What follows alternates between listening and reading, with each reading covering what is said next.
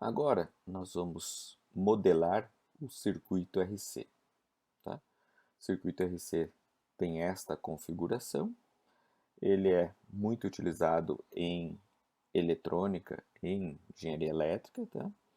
Muitas vezes a gente usa ele para filtrar ou eliminar ruídos de uma medição, tá?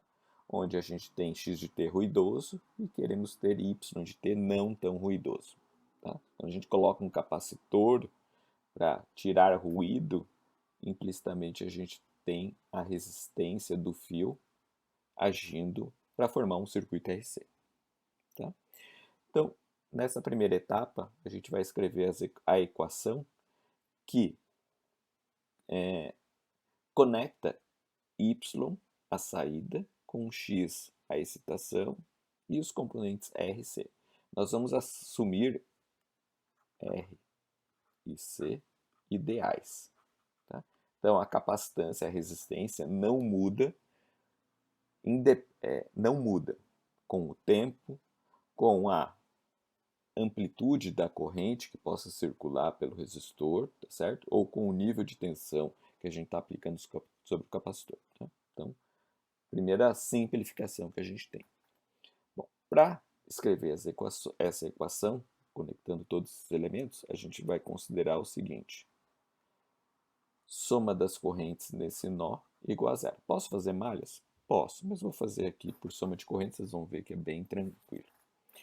Como eu admiti um terra aqui, e eu tenho diferenças de potencial na leitura e na excitação, a gente vai considerar que aqui eu tenho, neste fio, tensão zero absoluta, significa que neste ponto aqui eu tenho tensão x de t absoluta, já que a diferença de potencial entre esses dois fios é x de t. Da mesma forma, eu tenho tensão absoluta y. E a gente vai trabalhar com diferença entre essas tensões absolutas. Tá? Isso é só para a gente ter uma visão bem clara de circuitos elétricos e revisar conceitos. Então vamos escrever a equação. Então veja, este fio todo, já que eu tenho y absoluto, ele está percorrendo todo esse fio. Então, sobre o resistor, eu tenho uma queda de tensão y de t menos x de t, tensões absolutas, dividido por R. Quando eu falo absoluto, reforço, é porque eu já defini a partir do referencial tensão zero absoluto, que aqui é y. Mais, sobre o capacitor eu tenho uma queda de tensão. Então, a corrente no capacitor é C derivada no tempo da queda de tensão y de t menos zero. E tudo isso igual a zero. Se eu multiplicar tudo por R,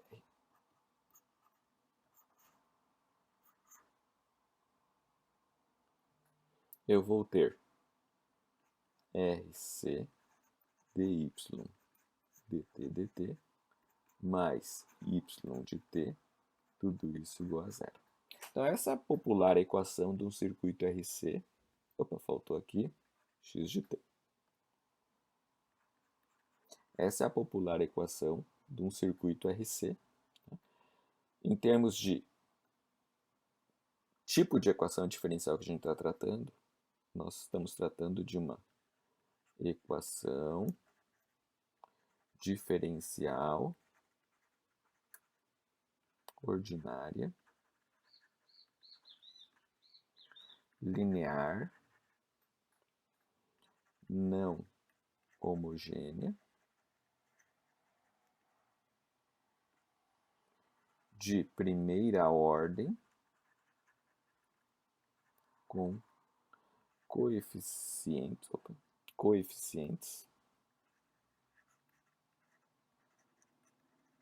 constantes. O linear vem do fato de que esses coeficientes não mudam com o tempo, já que eles são constantes. Tá? E o primeira ordem é porque a derivada de a ordem da maior derivada de y é 1 para esse problema. A solução deste problema envolve o cálculo da solução homogênea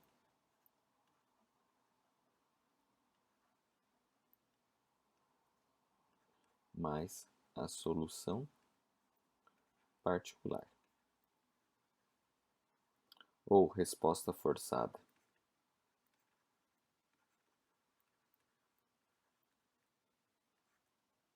A resposta forçada é o outro nome para solução particular, certo? Então vamos começar com a solução homogênea. Eu vou fazer de dois jeitos, só para a gente lembrar de cálculo, tá?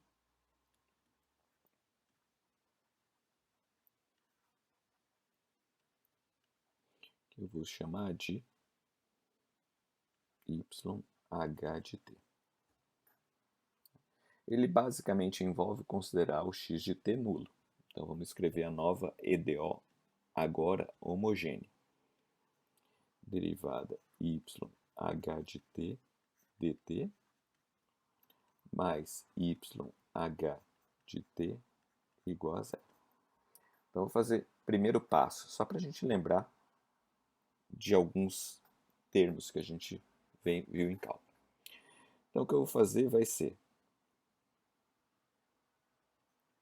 escrever RC DYH de t dt igual a menos YH de t. Isso implica em obter a seguinte relação. Esse RC eu vou passar também para o outro lado. Então, DYH dividido por YH de t é igual a menos 1 sobre RC. Tá certo? Se eu agora integrar os dois lados... Opa, faltou o dt, né? O dt vai para o outro lado. Dt. Se eu integrar os dois lados, eu vou ter menos t sobre RC, né, igual logaritmo neperiano de YH de t. E eu vou concentrar as constantes de integração dos dois aqui numa constante que eu estou chamando de K1. Certo? Elevando, ou calculando e elevado a esses dois termos, né, para tirar o logaritmo, nós temos que YH de t é, veja, exponencial de soma de expoentes. Eu vou gerar aqui um coeficiente K2, que seria E na mais K1, multiplicado por E na menos T sobre RC. Então, essa seria a forma da solução homogênea, onde esse K2, tá? Ou, para ficar mais interessante, esta constante K homogênea eu desconheço. Tá? Outro jeito de pensar o problema. Vou colocar aqui do lado. Vamos só mover de lugar aqui tudo isso para a gente ter espaço.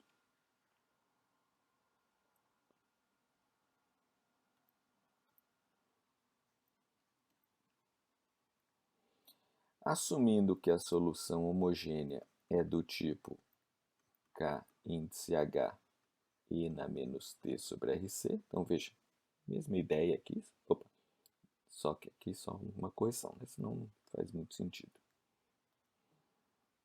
KH, um lambda que eu desconheço multiplicado por T. Eu jogo essa expressão na EDO homogênea e o que eu vou obter será RC derivada dessa expressão. K índice H, lambda e na lambda T, mais a própria expressão KH e na lambda T igual a zero. Eu observo que o termo KH e na lambda T está em todos os termos do lado esquerdo, multiplicado por RC, lambda mais 1 igual a zero. E veja, para eu resolver essa expressão, KH tem que ser zero, mas não faz sentido, tá? Porque seria ser homogênea ter nenhuma função. Ou lambda é menos infinito, já que o t avança com o tempo. Também não faria muito sentido essa solução, mas é uma solução possível. Ou RC lambda mais 1 é igual a zero. E essa expressão é chamada de equação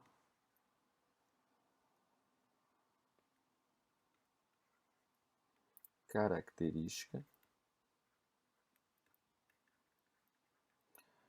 da solução homogênea. Isso implica que o lambda, que é uma das constantes que eu não conheço aqui dessa formulação da solução homogênea, é menos 1 sobre RC, o que implica que a solução homogênea é uma constante que eu desconheço, e na menos t sobre RC. Então, veja, mesmo resultado, né? Só para a gente saber de onde vêm as coisas.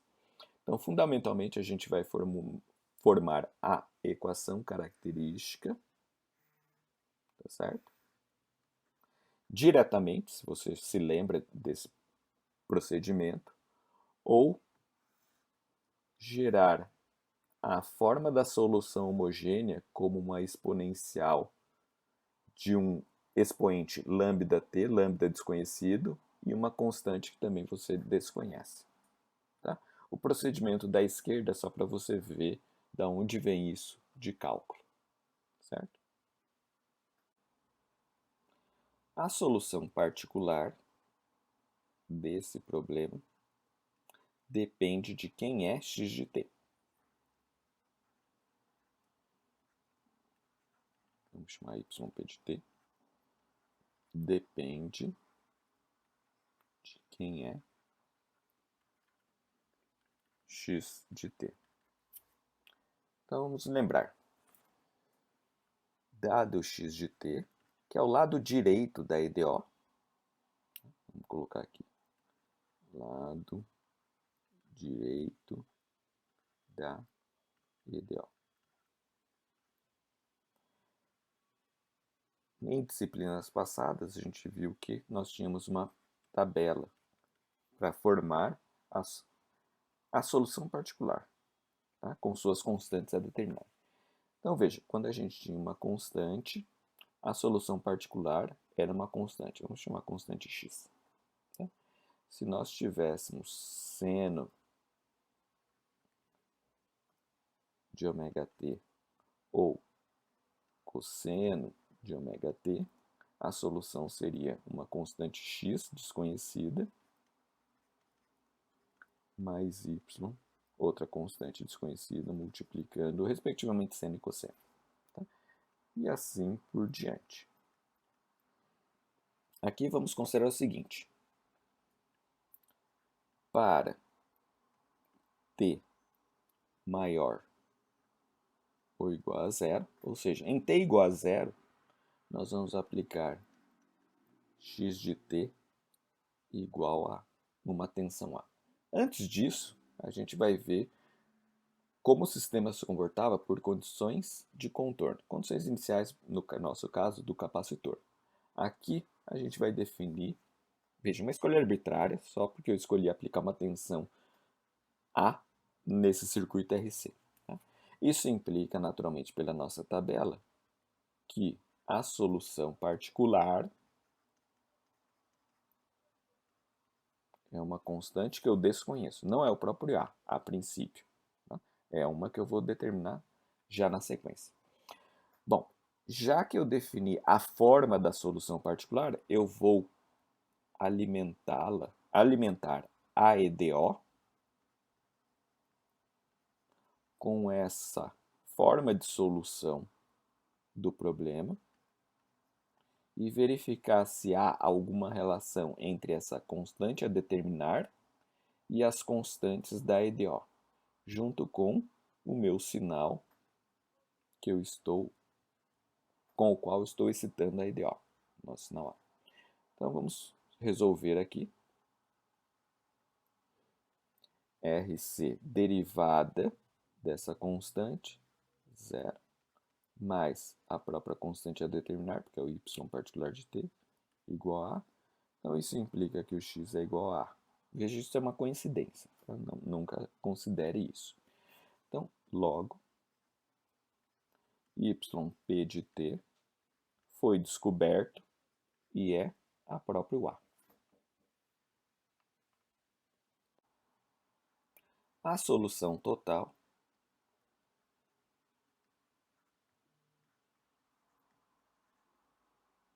y de t é a soma da solução homogênea com a solução particular. Tá? Isso é característico do tipo de EDO ordinária, com coeficientes constantes lineares, que nós estamos tratando nesse problema. Tá? Então, veja, no nosso caso, y de t é igual. Então, vamos somar. Solução homogênea. Temos um coeficiente KH que ainda não encontramos. ENA menos T sobre RC, mais esta constante A, que na verdade é a tensão de alimentação que nós impusemos ao circuito. Veja, para encontrar este elemento, precisamos de alguma informação extra. Então, para encontrá-lo, precisamos de alguma informação extra. Então, que informação extra nós vamos utilizar? Eu preciso saber quem é y de t em algum instante, certo? Então, veja, se nós observarmos nesse circuito, y de t é a queda de tensão sobre o capacitor, ou seja, eu poderia medir a tensão que o capacitor tem em algum instante de tempo. No nosso caso, já que nós consideramos que aplicou-se uma tensão em t igual a zero e ela foi mantida para t maior que zero, vamos considerar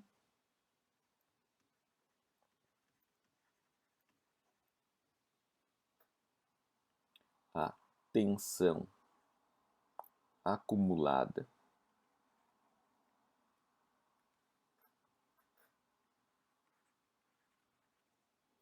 no capacitor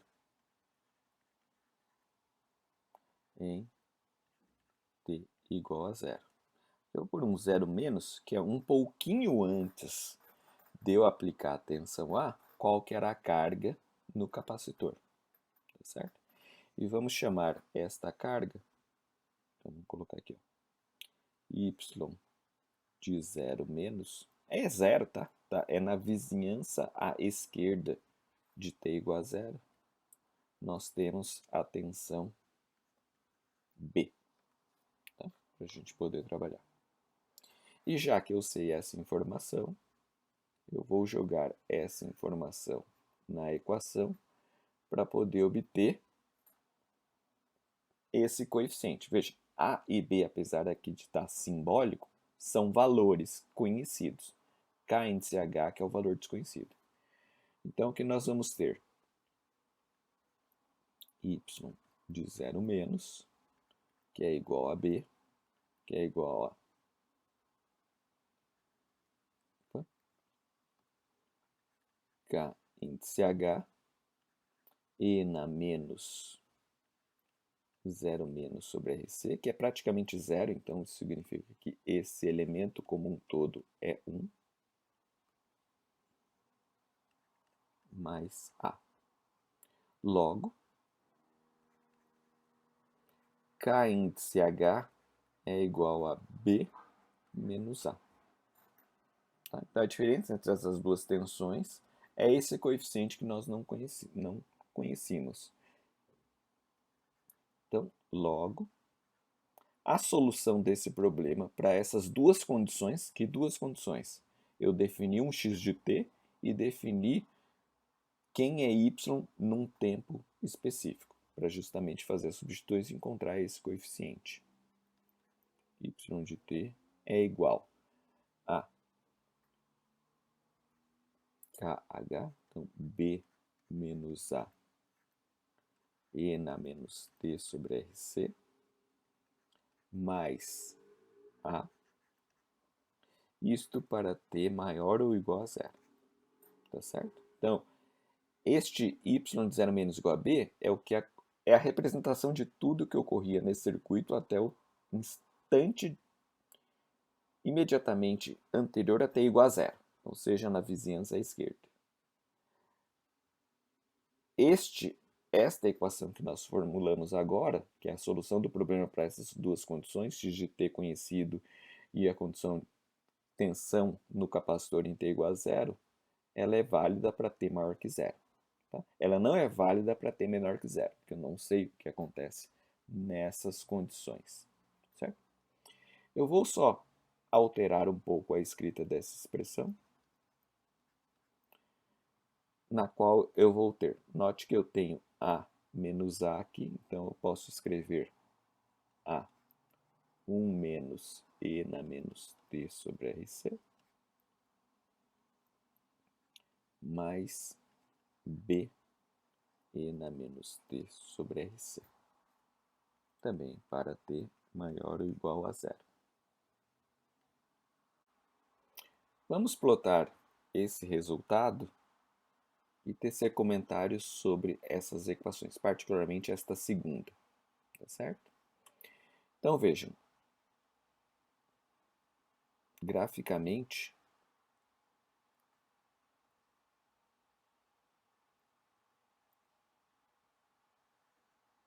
a solução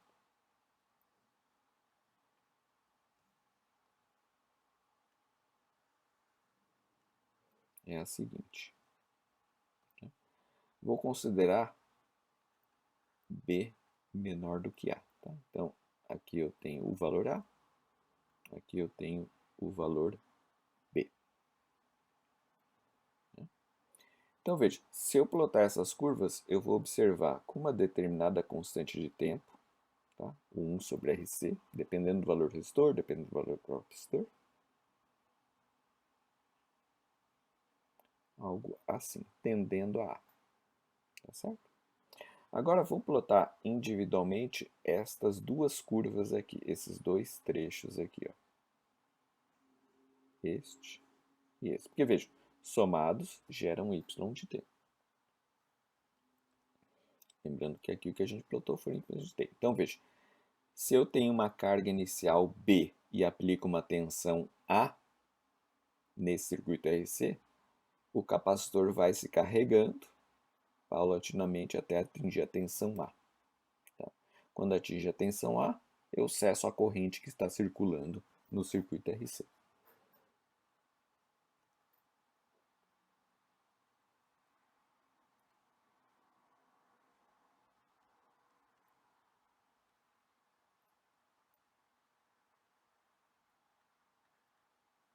Então veja, esta parcela, quando plotada, vai gerar este resultado aqui.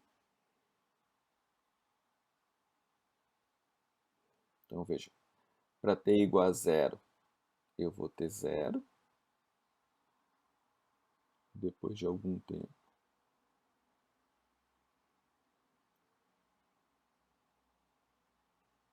A, certo? Então veja, eu vou paulatinamente carregando como se eu tivesse tensão nula no capacitor, tá? Até atingir o patamar A. Tá?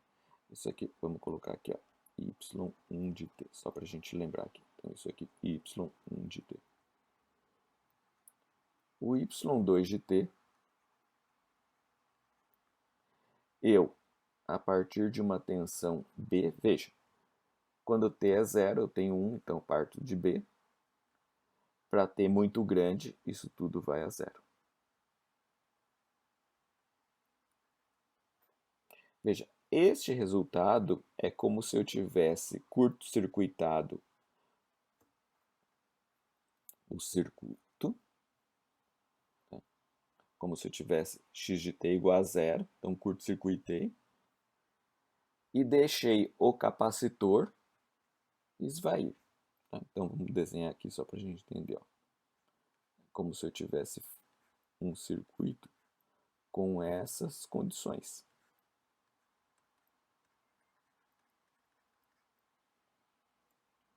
Aqui é como se fosse o circuito com uma tensão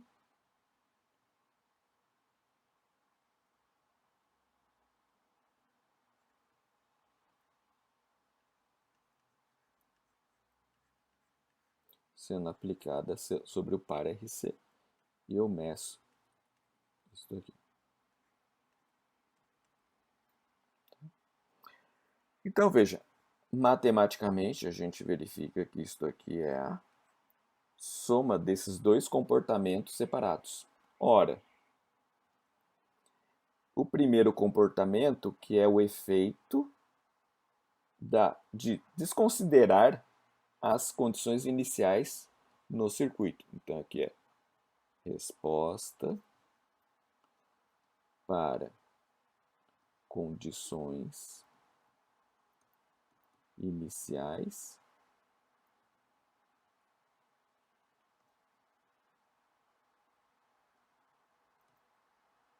nulas.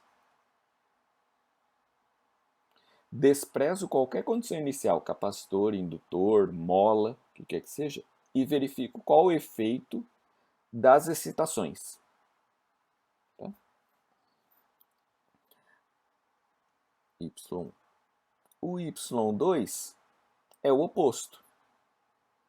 Resposta às excitações.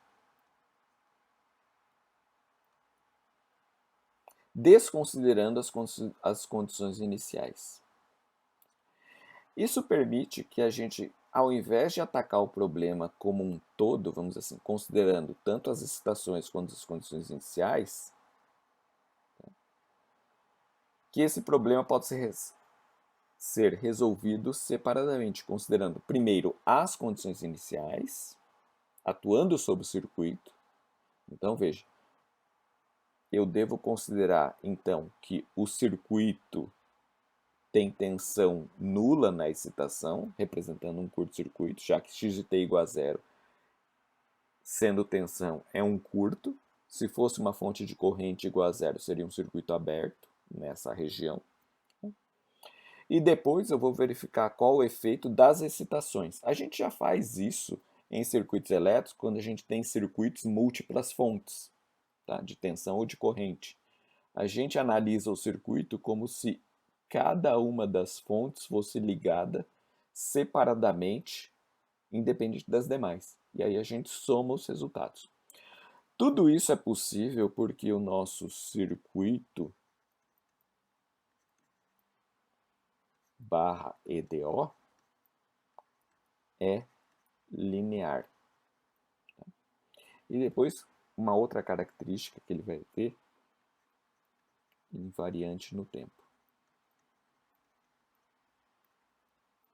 Definir se uma EDO ou um circuito é linear e invariante no tempo vai permitir que nós possamos resolver os problemas por esse método, vamos chamar assim, dividir para conquistar. Eu analiso o efeito separadamente de cada elemento, condição inicial e excitação, e vejo e somo o resultado final desses subresultados, ou desses resultados parciais.